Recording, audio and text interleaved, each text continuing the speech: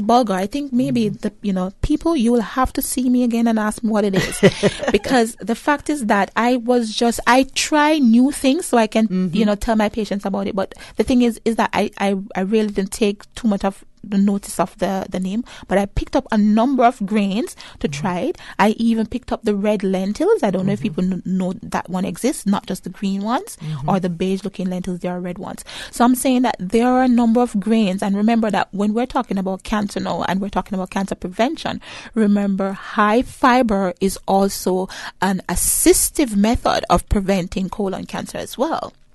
Why? Why is fiber good? Because before we get to fiber being good, remember people, if you're eating lots of fiber, you need lots of water. Don't forget that. So now getting into why fiber is so good. The fact is that fiber helps to promote good bowel movement. And so with not having good, proper, regular bowel movement, you may end up with irregular bowel movement and also constipation problems. And those things can lead to an array of issues, from diverticulitis to colon cancer problem, all sorts of things that will have the doctor going up your rectum. And so, no, but it's the truth. So we have to, it's not just one thing. So we don't only want to associate it with cancer. No, it's right, true. because we don't want people to go out there now thinking, oh, something went wrong and I'm constipated, I have cancer. No. And constipation, it's a buildup of toxicity. Exactly. Which can lead to fatigue. Exactly. Okay. So right. So don't get us wrong now. Yeah, it is a problem. Right. So that's the reason why fiber is so important. And remember, just as if you have a plate of oats, the more water you pour on that oats, the looser the oats will be. If you have a small amount of water and a large amount of oats, it's gonna be clogged up. So fiber needs water. She's painting a picture, fellas. And fiber needs water, lots of water to get it moving. Yeah. Flowy. So I've been talking to Tamara Worms-Riley. She's the community dietitian from HSA. And if you want to call in and ask her any questions, it's 1-800-534-8255. That's 1-800-534-8255. And it's toll free. So call us and ask us any questions. Now I'm going to ask the question that, as I was telling you before the show, I got pretty incensed when I read an article prepared in by a local PR firm. I will not go as far as to say their name. And they said, there's no proof that sugar causes cancer. Now I explain that. Discuss that off here. Yeah. Well, the fact is that I'm not going to say, as I said to you before, I'm not going to say I totally disagree or I totally agree with that person. But what we can say is that even if there is no conclusive report from research that says that sugar causes cancer, we can associate sugars with a lot of inflammation. Right. And with pro-inflammatories, such as sugar, salt, and some oils, those are what we call pro-inflammatories. And pro-inflammatories are things that builds up inflammation. So let us tell people what inflammation is. For instance, if you bounce up an area of your hand or something and you notice it's swelling, or that's it can be inflamed. That's an inflamed area. What about internal inflammation? So that's why I want to paint a picture so they understand what inflammation is. So in terms of internal inflammation, now we're talking about the fact that the sugars or the salts or whichever one there is can go to different parts, different areas, different sections of the body and form an inflammation around whatever parts of the organ that it wants to inflame. And with that inflammation can cause other things. And we're not saying that it may necessarily be cancer, but we're saying that there are research that suggests that sugar can be an inflammatory, and if with inflammation you can affect the different organs, and I'm not going to say it cannot be cancerous. Right. It can be cancerous. And we're not saying that a gram of sugar is going to cause this. No, we want the facts is the facts, and that's what we want to try to outline. Yeah, it's if you're a steady sugar eater, I mean, you wake up in the morning, you have your cereal. Right. You go and you stop and you get a patty and a soda. Mm-hmm. For lunch, you have another soda or juice. Exactly. And then you have a chocolate, piece of cake, or whatever you have, along with your lunch. And then dinner, you have the same thing. You may even have an ice cream. Mm-hmm. So, and the thing is, look at it, and you mentioned two things together just now that we just mentioned. We talked about sugar and we talked about fats, and though it is inconclusive that fats are directly associated with cancer, but the fact is that, as we talked about inflammation and where these things can happen, you are eating a patty and the juice, as you mentioned, together. And if you're having two things that can cause some sort of inflammation mixing together, it simply means that it puts you at higher risk. It's just as you would say to somebody, just for, having an example, you drink and you smoke, you're at higher risk for having certain types of cancer. So it's the same thing with mixing certain types of foods together that may be a problem to your system, because we're looking at the fats and obesity, sugar and obesity, and with that, as we said, obesity or the obesogenic state, as it is called, it's also a risk for certain types of cancer. Such as? We're talking about, I guess if you have cancer of the liver, based on, if you have fatty liver, and, I guess based on what happens, because remember, I'm not a doctor, I'm a dietitian. Right. So we are thinking that, there are different areas of the body that once fat is surrounding those areas, it can become inflamed. And so you can end up, it can become cancerous. Yeah. I mean, one of my weaknesses in my body that I know is my kidneys. Right. So more than likely, if I'm going to get some sort of disease, because either it's, one day stress is a big causation.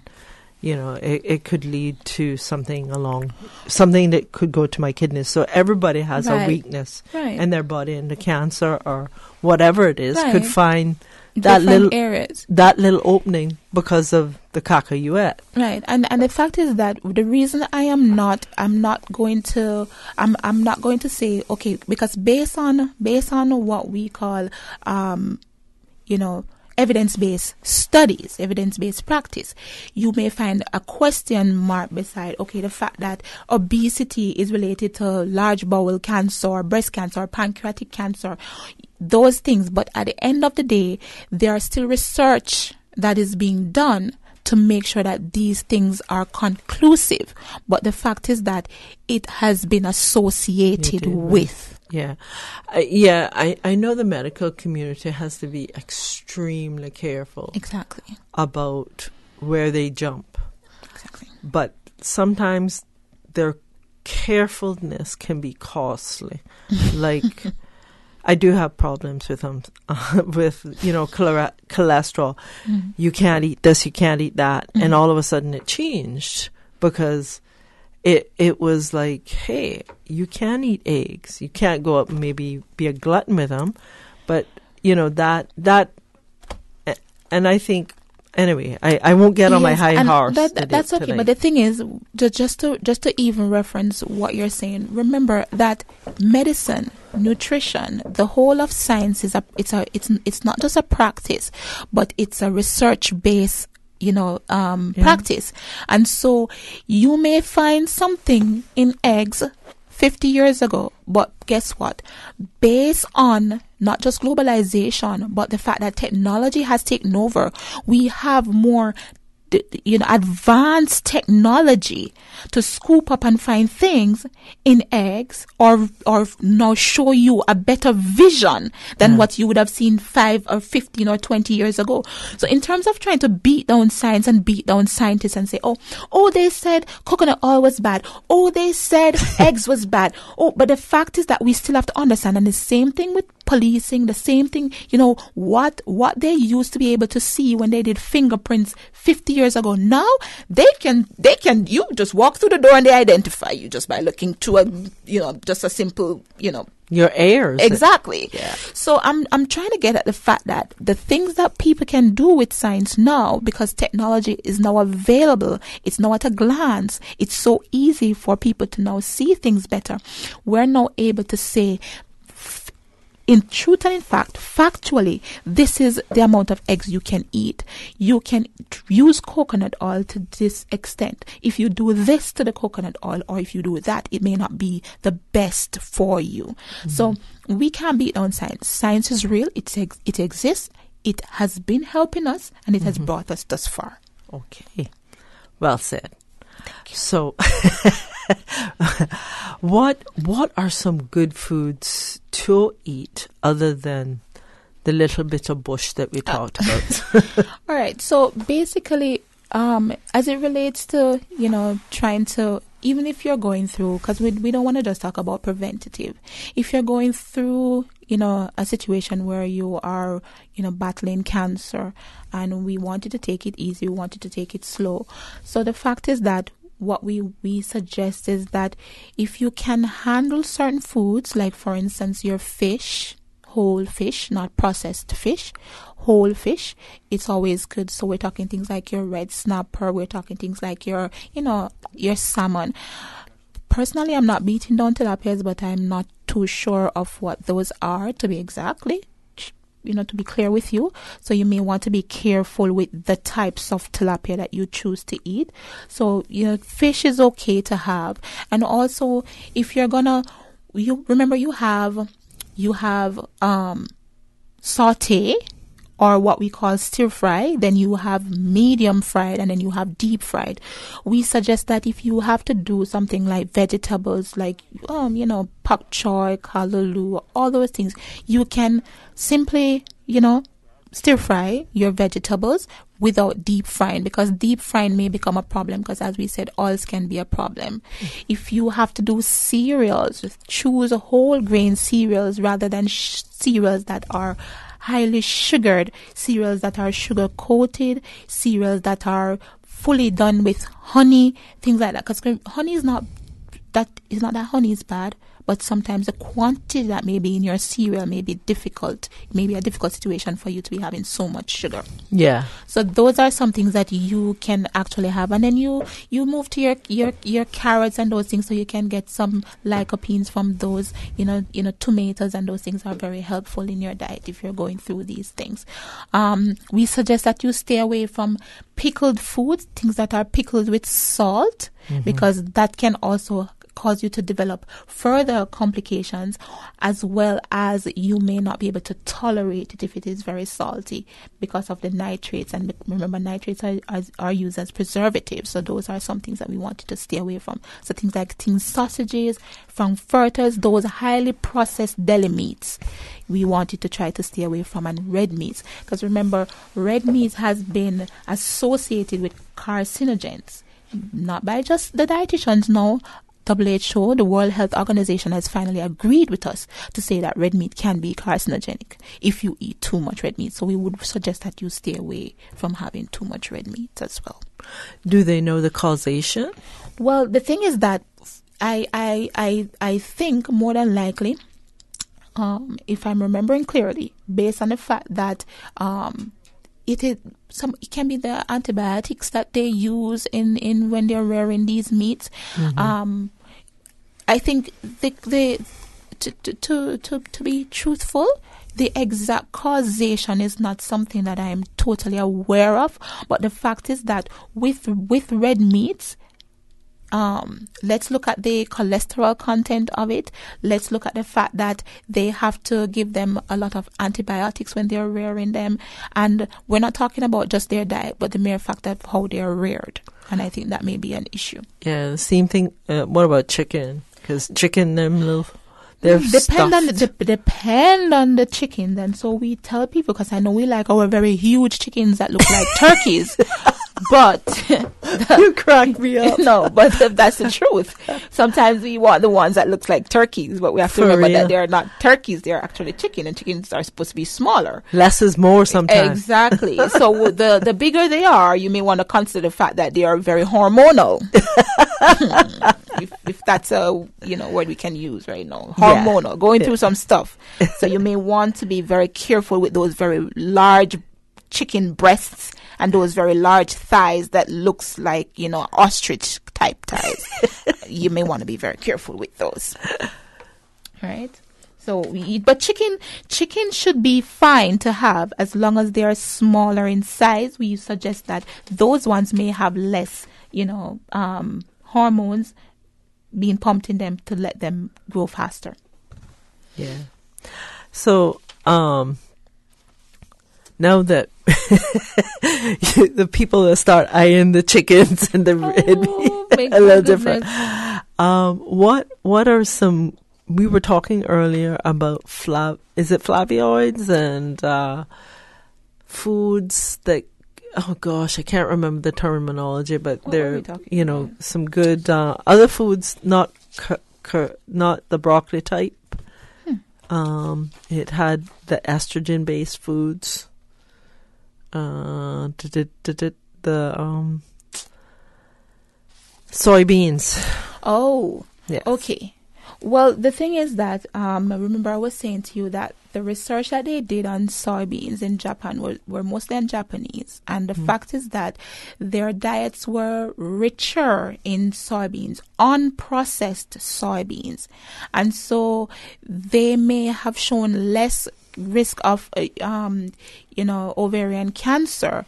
But what they're suggesting is that because of the Western type diet population, our diet doesn't have as much of those natural type soybean products in it, because most of the soybeans that we would have gone through very high processing to get it to where it is, because we're not having natural soybeans. We're having like what do they make with it? Tofu, soybean oil, soya. What's the other one? Soybean. There's a drinks. The soy drinks. The soy milk. Soy milk. Yeah. Because I don't use it, so that's one of the things. Sorry, people, I don't use it. Yeah. Yeah. So the soy milk, because the thing is, those have been associated with, as you said, the estrogen type behavior. But the fact is, it's not a certainty, and so because it's inconclusive, most dietitians like myself tend to steer away from it, and I suggest to my patients, variety, moderation, and balance is the key. But the fact is that the research that was done on whole soybeans and not processed soybeans. So yes, it does give good benefits in cancer prevention, but in its whole state. Now, if somebody was going through breast cancer or some sort of cancer, preparing for chemo, what would you tell them? How would you tell them to prepare their body? Well, first thing first, in trying to prepare your body, you may want to find out from your doctor, one, what state you are at, do an assessment to see how fit you are. And based on your passing, or how your doctor has passed you, I would suggest that you try now to start build up what we call strength and longevity by starting an exercise program. That's one, because you need to be strong if you're going through chemo. Then the second thing is, based on your diet type that you would have had before, start to scrutinize well. Look through your diet with a fine-tooth comb. See what you can take away from what you have been eating. And I would now suggest for that person to start moving towards more whole foods, because I've had patients who are not just going through, but have gone through chemo. And my suggestion to them was always, first and foremost, ensure that your diet is a whole food diet. There is no place for processed foods in a diet in a person who is going through or have gone through chemo. It may sound very, odd, and sometimes you will say, oh, but she doesn't know what she's saying. But the fact is that once your body has gone through chemotherapy, you have your cells are now building back. And so you want foods that can, speed up the process, help you to go through this process readily and quickly and get you back to a better place. But with processed foods, because they have taken away some of most of the natural part of this food and have now, I wouldn't say redesign, but more of, reproduction. Re-engineered. Or re-engineered, genetically engineered in some cases as well. But because of the production of these foods, they have gone through, some have gone to very high temperatures for cooking. Some have gone through, a lot of processing. And because of that, we want you to be more on the side of whole foods. So go towards a whole food diet. And that is my best advice. Thank you so much, Tamara. Okay. Wait, give me one more second, Jared, please. Quickly, Tamara. Yes, so everyone, we just want to remind you from the Health Services Authority that November 14th is World Diabetes Day. On Saturday, November 10th, we will be walking with the float from the Pirates Week Parade, the Health Services Authority, along with the Cayman Islands Diabetes Association and the Lions Club team.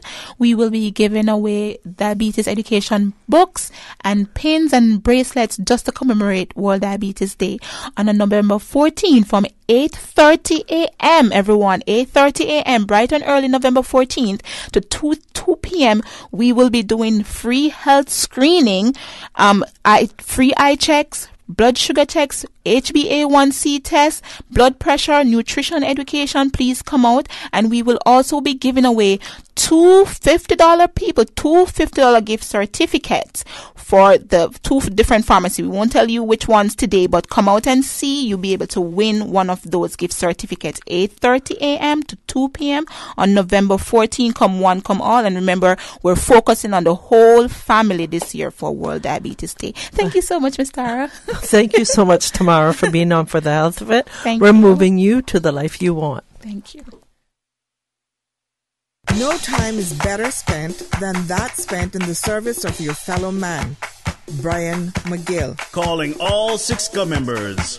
The Cayman Islands Civil Service Association annual general meeting is Thursday, November the 15th at the Georgetown Town Hall. So 6 members, please mark your calendars. Members, please make every effort to attend this very important upcoming annual general meeting.